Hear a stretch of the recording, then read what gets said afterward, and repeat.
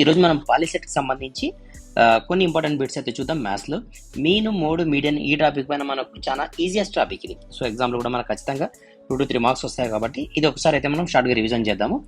Short cuts చూద్దాం అంతే. Just మనకి ఎగ్జామ్ రేపే ఉంది కాబట్టి ఎక్కువ డీప్గా పోకుండా షార్ట్ కట్స్ ఒకటి నేర్చుకుందాం. Mean, mode, median. మీన్ అంటే తెలుసు కదా, యావరేజ్ మనం మీన్ అంటాము. మోడ్ అంటే కనుక ఎక్కువసార్లు రిపీట్ అయినది. మీడియం అంటే కనుక సెంటర్లో ఉండే వాల్యూ అని. సో ఫస్ట్ మనం మీన్ పైన ఫోకస్ చేద్దాం. మీన్ అంటే ఏమి? మీన్ అనొచ్చు, దీన్ని అదే విధంగా యావరేజ్ కూడా అనొచ్చు.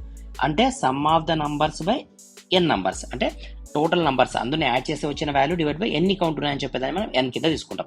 ఫర్ ఎగ్జాంపుల్ మనకు 4, 3, 2, 5, 1 ఇలా నంబర్స్ ఇచ్చాను అనుకోండి. So some of the numbers అంటే మనం ఏం చేయాలి? యాడ్ చేయాలి. 5 + 1 6, 6 + 2 8, 8 + 3 11, 11 + 4 15. 15 బై టోటల్ నంబర్స్ ఎన్ని ఉన్నాయి? 5 ఉన్నాయి కాబట్టి 5 1s 5 3s అని ఆన్సర్ ఏం రాస్తాము? మీన్ వాల్యూ ఎంత అంటే కనుక మనం 3 అని రాస్తాం. అర్థమైంది కదా మీన్ అంటే కనుక. అదే విధంగా మనకి మోడ్ అడిగినా అనుకోండి. మోడ్ అంటే కనుక ఎక్కువ సార్లు రిపీట్ అయినది. ఫర్ ఎగ్జాంపుల్ ఇదే క్వశ్చన్లో నాకు కనుక 3 2 లేదా 3 3, 2, లాస్ట్ 2 ఇలా ఇచ్చిన అనుకోండి. క్వశ్చన్ 3 3, 2, 4 3 2 5 1 2 ఇలా ఇచ్చిన అనుకోండి. దీంట్లో మోడ్ ఏదంటే ఎక్కువ సార్లు రిపీట్ అయింది ఏముంది మనకు దీంట్లో అంటే కనుక 2. కాబట్టి మనము మోడ్ కింద ఏం రాస్తామంటే ఆన్సర్ని 2 కింద తీసుకుంటాం. మరి మీడియన్ అంటే ఏంటి అంటే కనుక ఇచ్చిన నంబర్స్ని మనం అసెండింగ్ ఆర్డర్లో రాయాలి. అసెండింగ్ ఆర్డర్లో అంటే కనుక 1 తర్వాత 2 ఉంది, తర్వాత 2 3 టైమ్స్ ఉంది, 2 ఉంది 2 ఉంది. అర్థమైంది? ఈ విధంగా రాసుకొని పోయిన తర్వాత మిడిల్ ఏదైతే ఉంటుందో ఆ నంబర్ని మనం మీడియన్ కింద తీసుకుంటాం. క్లియర్గా అర్థమైంది కదా. సో మీన్ అంటే కనుక యావరేజ్ వాల్యూ, మోడ్ అంటే కనుక నంబర్ ఆఫ్ టైమ్స్ రిపీట్ కావడం, మీడియన్ అంటే సెంటర్లో ఉండే వాల్యూ. ఇది మనకు తెలుసు. ఎగ్జామ్లో క్వశ్చన్స్ ఎలా అడుగుతాడో చూద్దాం. మనకు for example 1 to 10 real numbers యొక్క మీన్ వాల్యూ ఎంత అడిగినా అనుకోండి. మనకి నంబర్స్ ఇచ్చి మీన్ కనుక్కోమంటే మనం డైరెక్ట్ కనుక్కోవచ్చు. ఫర్ ఎగ్జాంపుల్ క్వశ్చన్ తీసుకుందాం. ఎలా ఇస్తారంటే క్వశ్చన్ 4, 5, 3, x ఈ నంబర్స్ యొక్క మీన్ వాల్యూ ఎగ్జాంపుల్కి ఒక 5 అన్నాడు. ఈ నంబర్స్ యొక్క మీన్ వాల్యూ 5 అని ఇచ్చాడు. అయితే ఎక్స్ వాల్యూని ఫైండ్ అవుట్ చేయమన్నాడు. Example question. సో దీని మీనింగ్ ఏమి? మనం some of these numbers by 4 అని వేసుకోవాలి. సో 4 + 5 ఎంత? 9, 9 + 3 ఎంత? 12. అంటే 12 + x divide by 4 equal value ఎంత? 5. అంటే 12 + x వాల్యూ ఎంత? 4 5s 20. దెన్ x ఈక్వల్ ఏమవుతుంది? 20 - 12 కాబట్టి ఆన్సర్ ఎంత అవుతుంది? x వాల్యూ 8 అవుతుంది. క్లియర్? సో ఈ విధంగా ఒక అన్నోన్ వాల్యూస్ ఇచ్చి కనుక్కోమనొచ్చు. లేదంటే కనుక 1 to 10 రియల్ నంబర్స్ యొక్క మీన్ వాల్యూ ఎంత అని అడగచ్చు. సో మీన్ వాల్యూ కంటే ముందు మనం ఏం చేద్దామంటే 1 to 10 రియల్ నంబర్స్ యొక్క సమ్ ఆఫ్ ద వాల్యూ అంటే టోటల్ వాల్యూ ఎలా కనుక్కోవాలో చూద్దాం. సో టోటల్ వాల్యూ ఎలా కనుక్కోవాలంటే ఎప్పుడైనా కానీ మనకి ఎన్ని నంబర్స్ అడిగినాడు? 10 నంబర్స్ అడిగినాడు. సో షార్ట్ కట్ ఏమంటే మనకి ఎన్ని నంబర్స్ అయితే అడిగింటాడో ఆ నంబర్ ఇంటూ దాని నెక్స్ట్ నెంబర్ ఎంత? 11 డివైడ్ బై 2. ఇది షార్ట్ కట్ ఫార్ములా. అంటే total some of the 10 real numbers, some of 10 real numbers. మొదటి 10 సహజ సంఖ్యల మొత్తం ఎంత అంటే 10 × 11/2. అర్థమైందా ఇంతవరకు? సో దీన్ని మనం సాల్వ్ చేస్తే మనకి టోటల్ నెంబర్ వస్తుంది. కానీ మనకి ఏం కనుక్కోవాలా? మీన్ కదా మనం కనుక్కోవాల్సిన. ఇది మీన్ ఫార్ములా ఏమి? Total number by N number. అంటే ఎన్ని నంబర్స్ ఉన్నాయి? టోటల్ ఎన్ని ఉన్నాయి మనకు? 10 ఉన్నాయి. పాయింట్ అర్థమవుతుందా? 1 నుంచి 10 వరకు నంబర్స్ ఎన్ని ఉన్నాయంటే 10 ఉంటాయి. సో కాబట్టి మనం ఏం చేయాలి? డివైడెడ్ బై 10 చేయాలి. సో ఇది సింపుల్గా ఏమవుతుంది? 10 × 11/2 × 10 అయింది. పాయింట్ అర్థమైందా? సో 10 10 క్యాన్సిల్ అయిపోయింది. 11/2 ఎంత? ఆన్సర్ 5.5. అంటే 1 to 10 రియల్ నంబర్స్ యొక్క మీన్ వాల్యూ ఎంత అంటే 5.5. ఎలా వచ్చింది? 10 × 11/2 × 10. అంటే ఇక్కడ ఏంది పాయింట్? బాగా అబ్జర్వ్ చేయండి. రియల్ నంబర్స్ యొక్క షార్ట్ అంటే మీన్ వాల్యూ ఎంత అడిగితే ఇక్కడ ఏదైతే ఉంటుందో దాని హాఫ్ని కొంచెం యాడ్ చేయండి. అంటే 0.5ని యాడ్ చేయండి.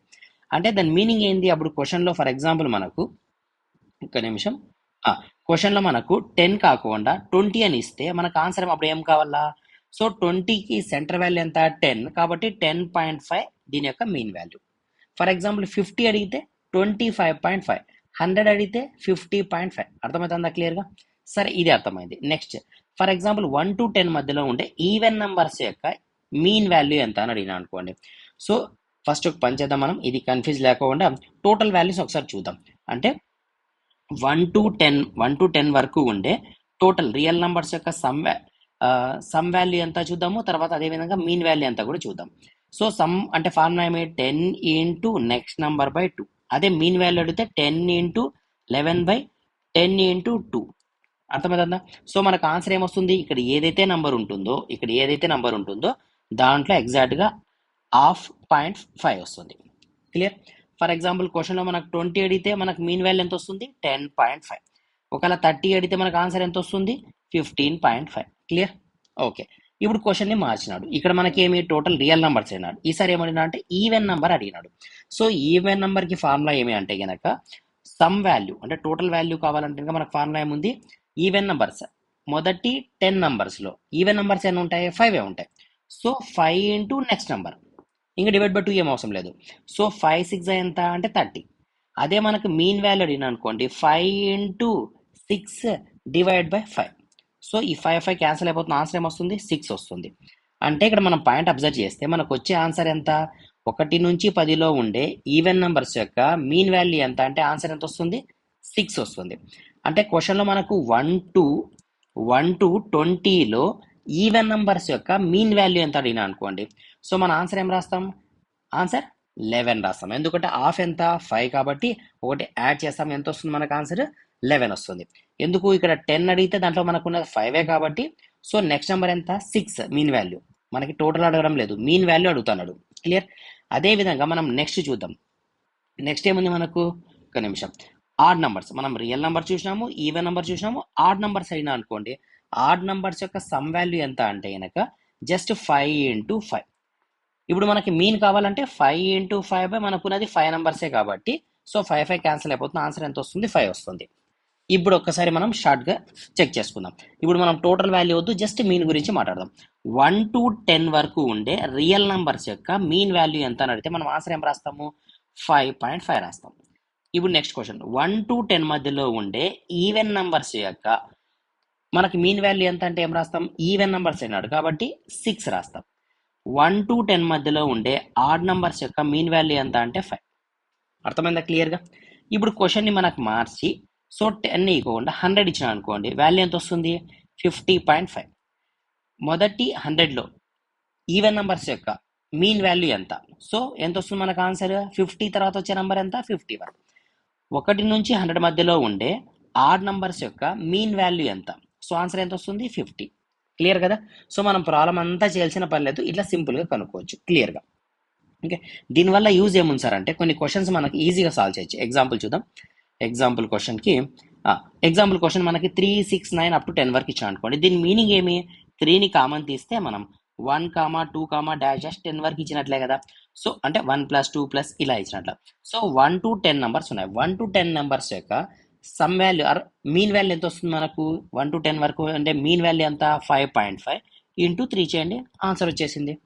అదే 5 to 50 వరకు ఉండే మీన్ వాల్యూ ఎంత అడిగినా అంటే దీని మీనింగ్ ఏమి 1 + డాష్ అప్ టు 10 అనే కదా.